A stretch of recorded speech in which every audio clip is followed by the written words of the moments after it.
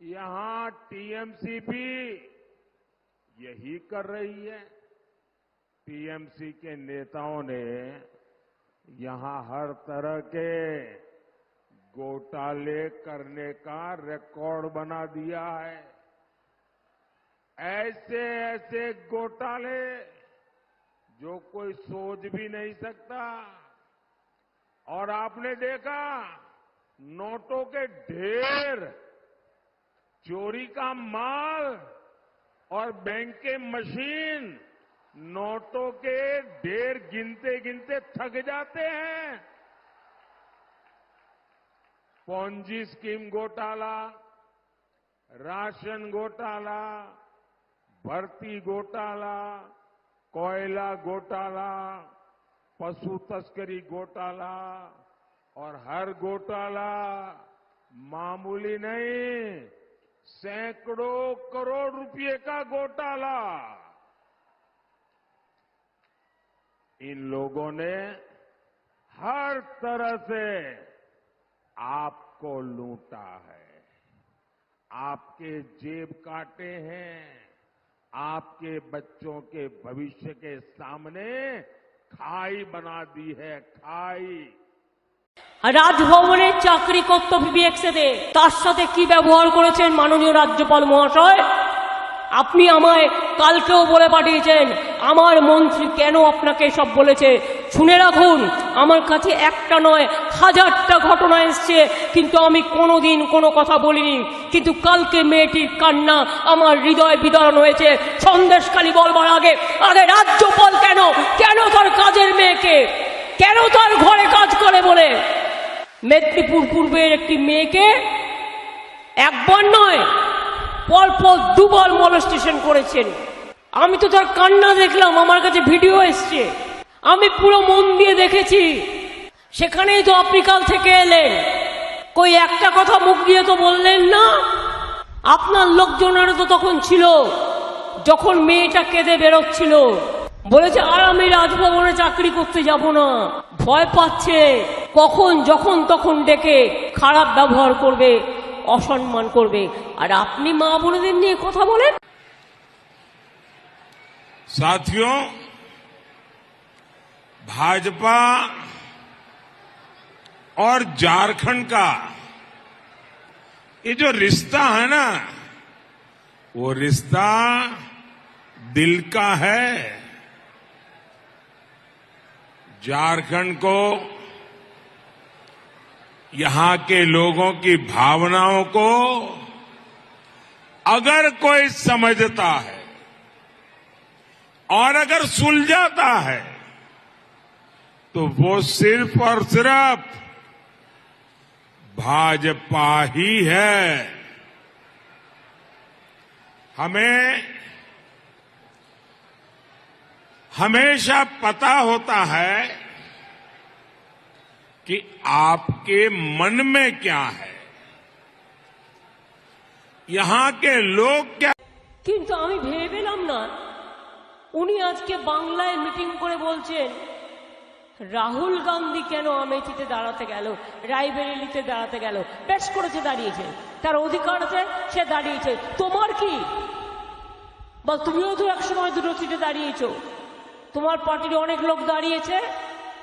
কাজ নেই, কর্ম নেই, একটা প্রধানমন্ত্রী কোনটা বলা উচিত আর কোনটা বলা উচিত না এইটুকু সামান্য জ্ঞানটুকু নেই। আজকে ইলেকশনে ভোট পাওয়ার দরকার, তাই এতদিন বাদে 8 दिन आम आदमी पार्टी 2 सीट लड़ रही है यानी गठबंधन के साथ। पहले भी आए थे वहां जी, और पहले भी वादा करके गए थे कि जब भी बुलाएंगे गुजरात वाले हम हाजिर होंगे, और हाजिर हो गए। और जिस तरह का रिस्पांस पंजाब में, कुरुक्षेत्र में, दिल्ली में, और उस समय जब आपके कैमरों ने दिखाया भरूच का और भावनगर का कितना बड़े रोड शो और अपने आप लोगों का आना, ये इस बात का संकेत है कि लोग नई कहानी लिखने को तैयार है। बहुत हो गया, बहुत हो गया।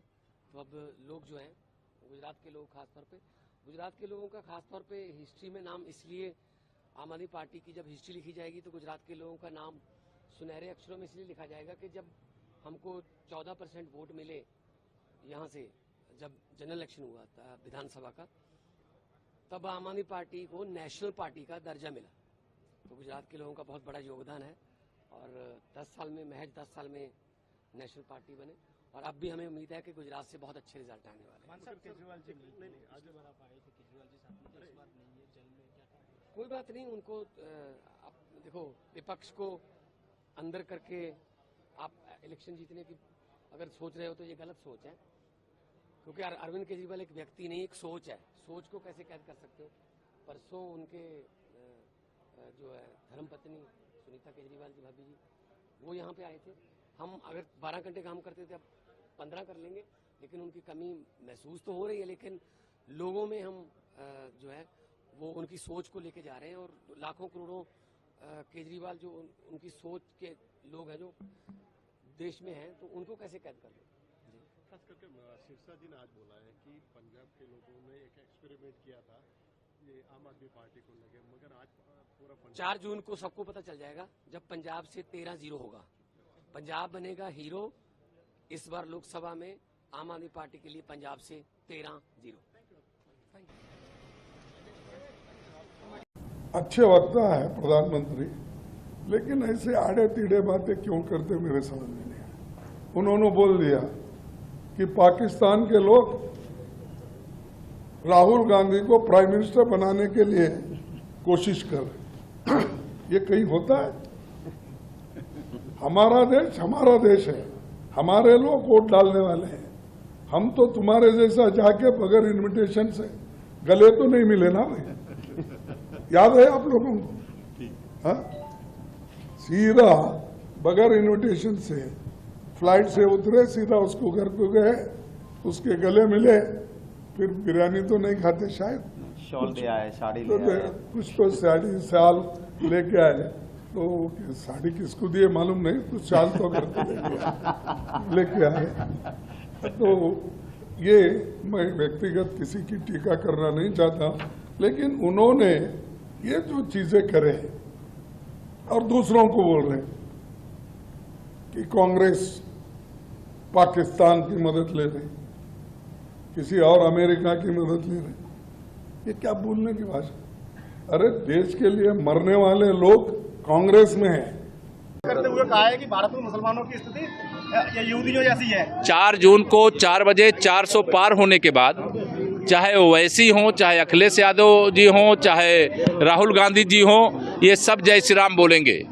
इसके पहले के चुनाव में ये सब जालीदार टोपी लगा करके वोट मांगने का काम करते थे, अब टीका लगा करके वोट मांगने का काम करते हैं। ये 2014 में कमल खिलने का, 10 वर्ष मोदी जी के प्रधानमंत्री रहने का ये परिणाम है। धन्यवाद। ये जो 30 लाख पद है जो खाली पड़े उनको भरा जाएगा, अग्निवीर को रद्द किया जाएगा,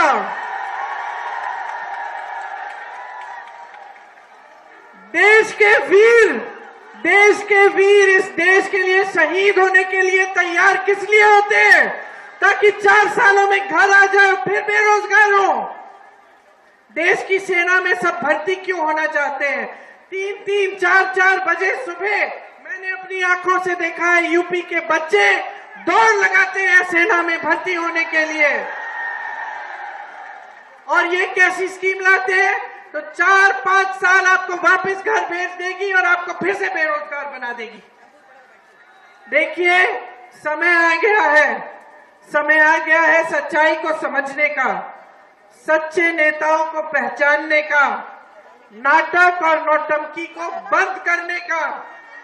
समय आ गया है बदलाव लाने का। बदलाव लाओगे कि नहीं? रामनाथ जी को जिताओगे कि नहीं? एक बार जोर से मेरे साथ बोलो, जय हिंद, जय हिंद। परंतु भाइयों बहनों, मुझे बताओ, 2 खेमे पड़े हुए हैं। एक खेमा राम मंदिर के विरोध करने वाले का है और दूसरा खेमा मोदी जी का, एनडीए का राम मंदिर बनाने वाला है। भाई बताओ सांगली वालों, किसके साथ रहोगे? बताओ जरा। भाइयों बहनों, एक बाजू वोट फॉर जिहाद करने वाले लोग हैं, दूसरी बाजू वोट फॉर विकास करने वाले लोग हैं। एक और अपने परिवार का कल्याण, बेटा बेटी का कल्याण करने वाले लोग हैं, और दूसरी ओर मोदी जी के नेतृत्व में देश का कल्याण करने वाले लोग हैं। एक और राहुल बाबा की चाइनीज गारंटी है, और दूसरी ओर मोदी जी की भारतीय गारंटी है। भाइयों, भारतीय गारंटी है। ये चुनाव ये दो खेमों के बीच में होना है।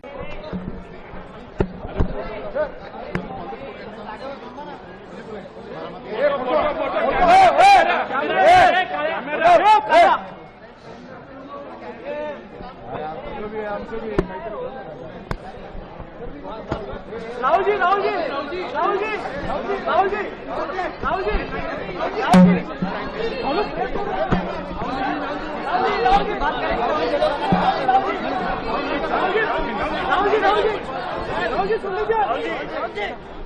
कि इलेक्टोरल बॉन्ड स्कीम इलीगल है, भ्रष्टाचार हुआ है, इसमें बंद कर दो इसको। आप जानते हैं इलेक्टोरल बॉन्ड स्कीम में क्या हो रहा था? हमने तारीखें मांगी, ये तारीख नहीं दे रहे थे। मोदी जी कहते हैं राजनीति को मैं साफ कर रहा हूं। अगर आप राजनीति को साफ कर रहे हैं तो सारे के सारे डोनर्स के नाम आपने छुपा के क्यों रखे हुए हैं? जब डोनर के नाम सामने आते हैं तो पता लगता है। एक दिन एक कंपनी को कॉन्ट्रैक्ट मिलता है हजारों करोड़ रुपए का, उसके एकदम बाद वो कंपनी बीजेपी को पैसा देती है। किसी और कंपनी पर सीबीआई केस खोलती है, वो कंपनी बीजेपी को हजारों करोड़ रुपए देती है, केस बंद हो जाता है। देश के सामने नरेंद्र मोदी भ्रष्टाचार कर रहे हैं, मीडिया कुछ नहीं कहती, आप कहेंगे। फिर 200 सबसे बड़ी कंपनियों की लिस्ट निकालिए,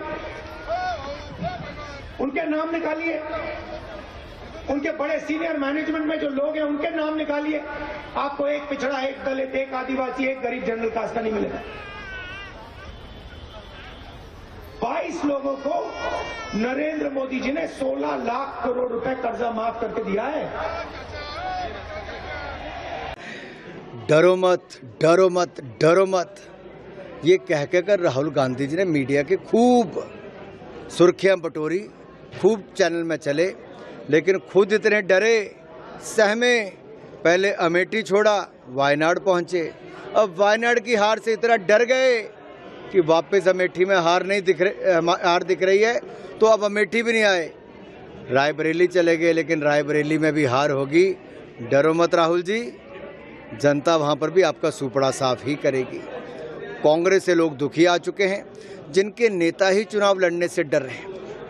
देखिए, चाहे सूरत हो या इंदौर हो, कांग्रेस के उम्मीदवार छोड़कर चले गए मैदान। राहुल गांधी जी, उनके नेता, वो मैदान छोड़कर चले गए। पहले अमेठी, फिर वायनाड, और अब फिर अमेठी छोड़कर चले गए, रायबरेली आए हैं। रायबरेली से भी जनता भगाने का काम करेगी। फिर एक बार हार राहुल गांधी जी के जिम्मे आएगी। 10 साल सत्ता में हो गए, अब 5 साल और मांग रहे हैं। और जो हमारे नौजवान बच्चे फौज में जाना चाहते हैं, उनको बोला तुम बनो अग्निवीर और 4 साल में रिटायर। फौजियों के लिए 4 साल और खुद के लिए 15 साल, ये कहाँ का न्याय है भाई? आप वोट ले रहे हो, आप विपक्ष को समाप्त करना चाहते हो, विपक्ष पर दबाव बनाना चाहते हो, ये चलने वाला नहीं। 2004 में वाजपेयी जी की सरकार थी, नारा दिया था इंडिया शाइनिंग, इंडिया शाइनिंग। जब वोट पड़े और परिणाम आए तो कांग्रेस की सरकार बन गई। 20 साल बाद वही होने जा रहा है। ये लोग बहुत हवा में घूम रहे हैं, 400 पार, 500 पार, 600 पार, कुछ होने वाला नहीं है। कांग्रेस और गठबंधन बहुमत के साथ 4 तारीख को जीत कर जाएगा, मैं आपको आश्वासित करता हूं।